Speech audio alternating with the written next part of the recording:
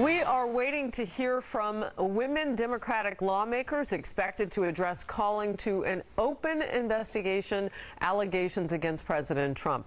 Those women are writing in a letter to House committee leaders, quote, at least 17 women have publicly accused the president of sexual misconduct. We cannot ignore the multitude of the women who have come forward with the accusations against Mr. Trump, end quote. This move follows three more accusers shared their stories during a news conference yesterday. President Trump weighed in on Twitter this way, quote, despite thousands of hours wasted and many millions of dollars spent, the Democrats have been unable to show any collusion with Russia. So now they are moving on to the false accusations and fabricated stories of women who I don't know and or have never met. Fake news, exclamation point. Juan? Well, I think he's trying to defend himself because there's now, in the aftermath of Senator Franken's resignation, you know, I think that there's a moment here, and what we see is the number of people who made accusations against President Trump saying, hey, we want to be heard, and why haven't these cases come to trial or come to some kind of resolution? Sandra? Well, I mean, their voices need to be heard, and they certainly are making a statement, and putting this out together is effective. To have the president trying to get out of ahead of it with the tweeting and commenting on it ahead of hearing them personally in a little bit, it's certainly a developing story. So the women who came out yesterday we had heard from before. So this was, as they have put it, another chance for them to tell their story. But I want to go to kind of a tweet back and forth that the president has been having that's making news today. And the president tweeted this at Senator Kirsten Gillibrand after she suggested that he should vacate his position. Quote, lightweight Senator Kirsten Gillibrand, a total flunky for Chuck Schumer, and someone who would come to my office, quote, begging for campaign contributions not so long ago, parenthetically, and would do anything for them, is now in the ring fighting against Trump, very disloyal to Bill and crooked used. And that, of course, is talking about her loyalty to Bill and Hillary Clinton. Kennedy?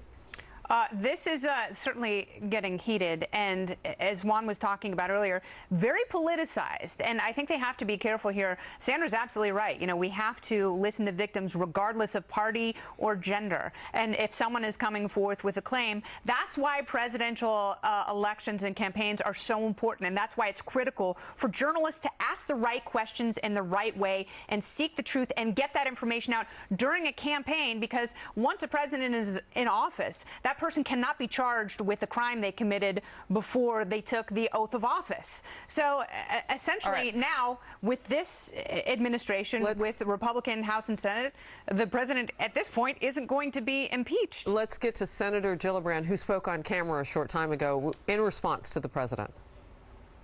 It was a sexist smear attempting to silence my voice. And I will not be silenced on this issue. Neither will the women who stood up to the president yesterday, and neither will the millions of women who have been marching since the Women's March to stand up against policies they do not agree with. So that was the back and forth between the president and Gillibrand. And then there's this, Elizabeth Warren weighing in, tweeting, are you really trying to bully, intimidate, and blank shame Senator Gillibrand?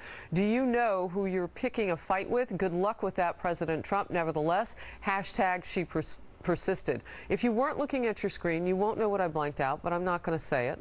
Marie? The fact that the President of the United States made basically a tweet that had sexual innuendo in it, I think we can all agree there's pretty much one way to read his tweet towards Senator Gillibrand, towards a sitting United States senator. Like, every day I think he can't get lower than he does on Twitter. Every day I think he can't debase the office more than he does. And this morning when I saw that, I do not know how there are not Republicans standing up in the United States Senate, in the House, across the country saying, this man does not represent us. It is stunning. What did you make of Kirsten Gillibrand and Senator Warren's response to him?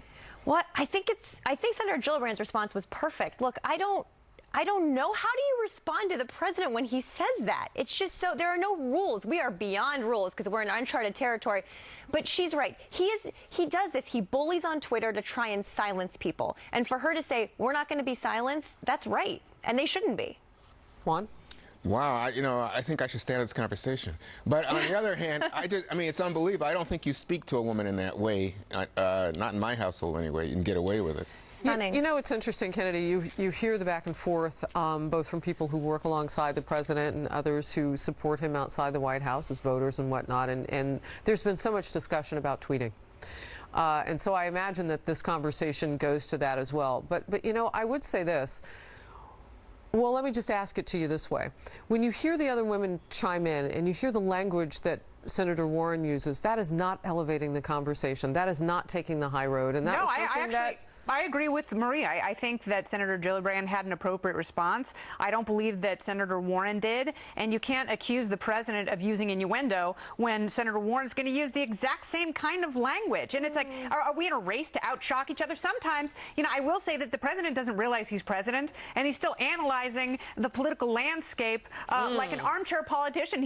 Sometimes I think he forgets that he's in the driver's seat. He's a jerk. He's just a bully. Ooh. I'm sorry. I'm going to say that online, we would not let our children behave this way online. We would not, if we worked with someone and they behave this way online, we would report them to HR. This is not behavior we would accept in a CEO, Actually, in a that principal. is true. This is not behavior that we would accept in any other person. He's the president.